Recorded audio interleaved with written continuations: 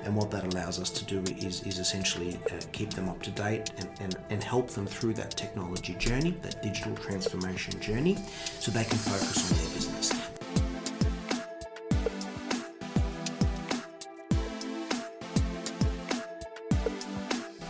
Welcome to the Business Behind Your Business, conversations to help your business grow and thrive. Hi, I'm Paul Sweeney, founder of UNITECH Solutions, chartered accountants and certified business advisors, hosting the Business Behind Your Business.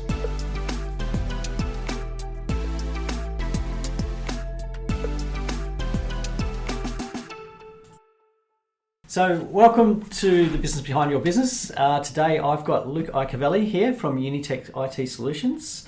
And we're going to be talking about the IT requirements for, well, pretty much for any kind of business, but particularly looking at a business when you're setting up, what do you need to have in place? So, Luke, welcome to the podcast. Thank you very much, Paul, and thank you for having me here today. IT in general is quite a broad area and covers a lot of different platforms, different technologies, different solutions. I guess for businesses that are looking to sort of start up, it's important to have a clear understanding of what their requirements are in terms of operations. And oftentimes IT is broken up into different sections. So you've got things like your emails, which is a vital part of communication. You've got your data, your company data, files, documents, applications, what programs you use as a business. And then obviously the third part is where is all that going to be stored and kept? Is it going to be kept on premise or is it going to be stored in the cloud? And it can come down to a situation of being a solution that's on premises or fully in the cloud, or even a hybrid, which is quite popular these days. So understanding what those requirements are, and if you have already established a business and you're a few months old, what's your setup look like at the moment? Do you have your emails with Gmail and your data stored locally on a computer? Do you need other people to access that data, and how does that work? And what does your future look like? Are you going to be growing to 5 or 6 or 10 or 20 staff down the track? And so how does that look and feel? So having those discussions is very important, and understanding that roadmap, that technology roadmap, and then providing the guidance around that journey and what solutions are available to accommodate all of those. Yeah, that's great. And so you mentioned planning about how many people you're going to have involved and what you're going to be doing in the future. And I think that's where a lot of particularly people starting their business get stuck, is that they have an idea to start a business and they'll go out and they'll just go to a general electronics store and buy the first laptop on sale without thinking about whether it's going to actually be able to be suitable for their purpose or what their long-term plan is, and they'll end up with this sort of piecemeal approach. So what's the disadvantage of doing that? Well, generally what happens is if you go to sort of retail chains or what have you and just buy a computer off the shelf, their primary goal is to sell you a product. Oftentimes that product might come with a free version of a cloud-based email system or free version of 365 or something that they throw in as part of a deal to sweeten the opportunity for them. They're not designing a solution to meet a specific business need.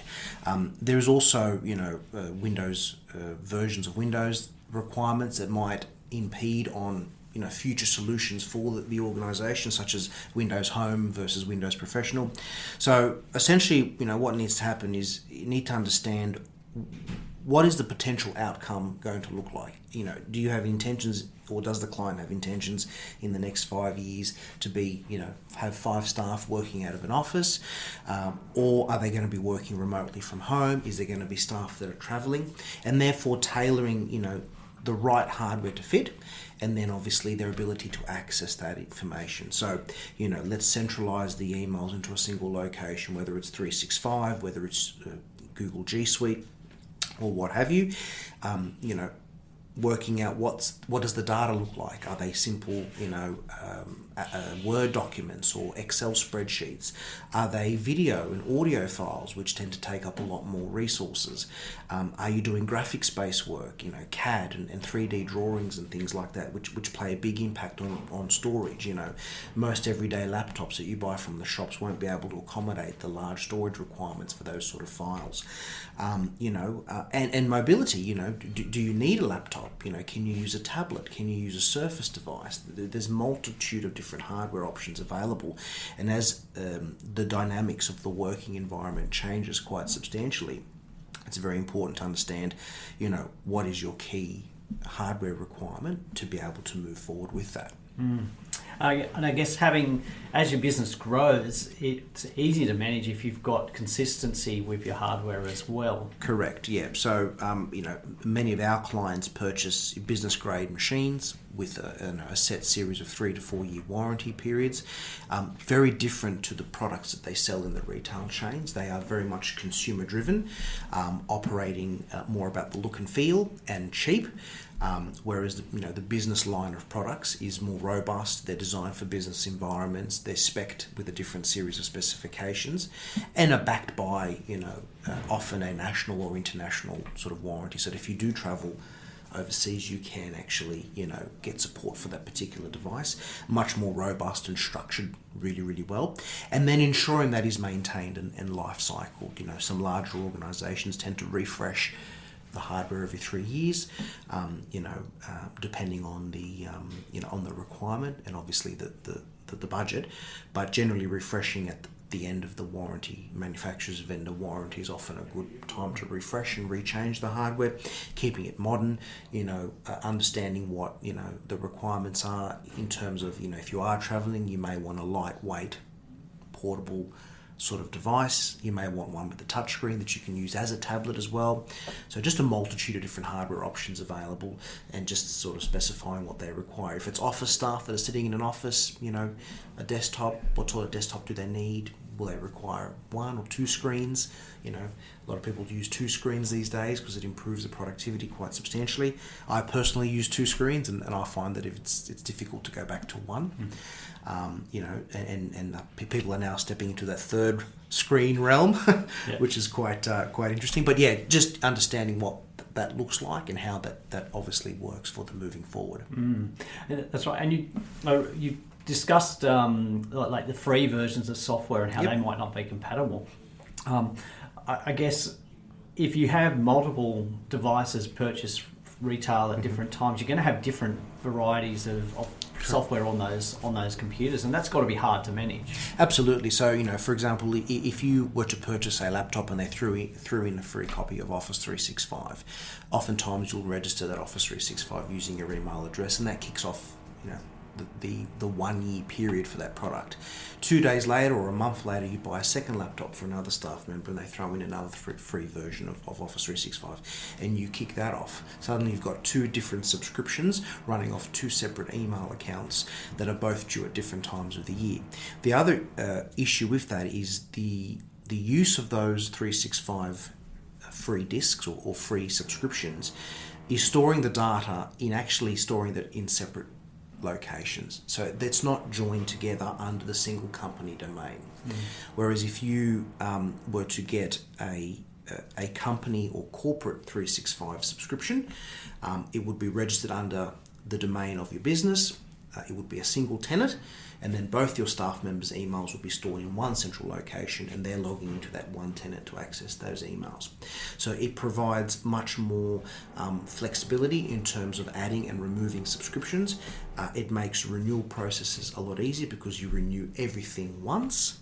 You have the flexibility of yearly or monthly billing terms, but also it's all centrally stored, managed, and backed up. Picture 5 different computers with 5 different 365 subscriptions all due at different times. It's very disjointed, and there's no tracking of where the data is. How do we extract that data? We've worked with many situations where we've had to help clients consolidate all of those 365 subscriptions. A lot of people might register it under their personal Gmail or Hotmail account instead of their corporate one, and so you've got all this confusion about where the data is, what the licensing structure looks like. Whereas if we put it all under one central 365 platform under the one company domain, it's a lot easier to manage moving forward. And I think most businesses would not just be using Office 365 or an email tenant. They'd probably have, I think, looking at most businesses now where 15 to 20 different software applications is pretty normal these days. And if you've got 15 to 20 times however many individual employee subscriptions, there's a real case for managing it all centrally. One, from a cost control, because there's obviously savings the more licenses you have for a product. But the costs of managing that, and then also those random subscriptions that keep appearing on your credit card that you think, well, whose subscription is that, or does it belong to it? Are we still using it? So there's a lot of, leakage there by not managing this, but not just in a cash point of view, but in time. And then you mentioned something which is really becoming more and more crucial, particularly with a lot of people working from home, is the use of non-business email or non-business accounts connected to a business, and that's got to be a risk in particularly with all the cyber issues that we're hearing about these days. Absolutely. So obviously the use of cloud and the evolution of cloud has come a long way, and most software vendors these days do provide a cloud offering for their particular product. What that does mean, as you rightly pointed out, is a multitude of logins, accounts, subscriptions, monthly fees. You've got program here, program there, programs everywhere in the cloud. That's all requires its own individual login. What's actually happening now is a lot of these programs are integrating with each other now, and they're starting to evolve more into you can create central platforms now, or central logins, or third-party applications that store everything centrally. You log in once and all of your applications are visible there, and from there you can then toggle off to where you need to go. This is obviously becoming more and more evident in light of the changing work environments, staff working remotely from home, in remote offices. It also ties in nicely with organisations and businesses that are expanding into other markets, other areas, and so they can't have a physical presence there to watch over their staff and what they're doing. They can actually centralise everything into these central locations, and there's a multitude of products out there that do offer that type of integration. Microsoft do integrate quite nicely with a range of other third parties, and do provide sort of single sign-on authentication services where you just sign in once and you can access all your different software portfolios. In terms of the personal emails and things like that, with the vastly remote working environment that exists at the moment, cybersecurity has really gone up substantially as a result of that. And so utilising personal email addresses, through a Gmail, Hotmail or whatever, attaching company files to that does pose a serious risk, because they are not part of any network domain. They are an independent, free sort of pop account type environment, and are more susceptible to being intercepted, hacked, reviewed, scanned, phished, or what have you, which does pose a serious risk. So, it's important to sort of separate the personal email from the work email. It's also, there's nothing stopping you being able to view both of them using a single application, but do, try to keep them separate, because they are more susceptible to being, targeted versus a more corporate structure that might be locked down, secured. There might be two-factor authentication and other monitoring tools in there to protect the data, the email, the content, the attachments, whatever it may be, from cyber criminals. So this whole cyber issue is something that that we can spend a lot of time talking about, absolutely. And we might devote another episode purely to that cyber risk. And I think what we're discovering here is that IT is a very important part, or information technology, whether it be hardware, software, applications, email, very important. It's a crucial part of every business now. It used to be like an additional expense, but now it's an integral part of operations. You could spend a lot of time managing your subscriptions, managing whether your antivirus is up to date, whether you've got the right patches installed. And if you did all that, that'd take a lot of time away from running your actual business. So what is the advantage of outsourcing that role to somebody like UNITECH Solutions? Certainly. So 100% correct. IT, I don't know any business now that doesn't have a computer of some sort to use some form of IT in one way or another. And that can even be as simple as logging into your online banking. You're right that there's a lot to manage there, and there's a lot to keep on top of. And particularly with growing threats out there, obviously it's important to make sure that the systems are updated. The challenge for a lot of businesses is that they can't afford to have internal IT people, or may not be big enough to have an internal IT person, and they're also very hard to find internal IT people or dedicated IT people because of the growing demand for the industry. So UNITECH Solutions, for example, becomes the IT department or the IT team for all of our clients, and we provide the full range of different support services. So in a lot of cases, the clients go down the path of a managed service plan, where with that we provide a whole range of different patching, support, ongoing maintenance and support services for the entire client's infrastructure. And with that is a range of reporting that comes out of it to be able to let the client clearly see what the position and health is of their network. But they have a team of people behind them that they can call for anything relating to technology. And so what that does is that takes that burden away from them. They don't have to worry about the technology. They can procure and get everything supported through one central location. And what that allows us to do is essentially keep them up to date and help them through that technology journey, that digital transformation journey, so they can focus on their business. They don't want to be worrying about my backups working. Have they been tested? Are my machines patched? If I've got a problem, who do I call? If my internet goes down, who do I call?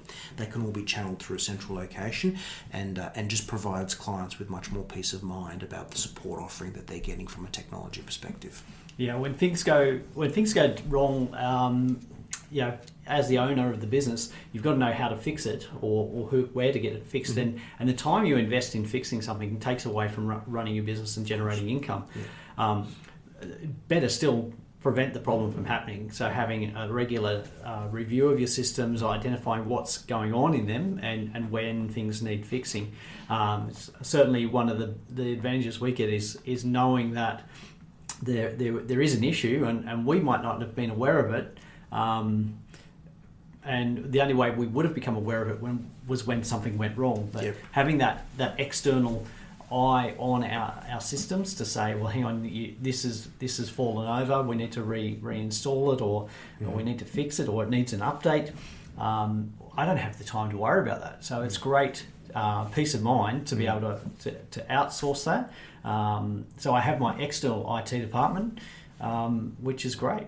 Yeah, absolutely. The whole notion of the old mentality of break fix is changing. It's still there, but it's changing. It's coming more towards a proactive monitoring and maintenance plan. And you're 100% correct there, Paul.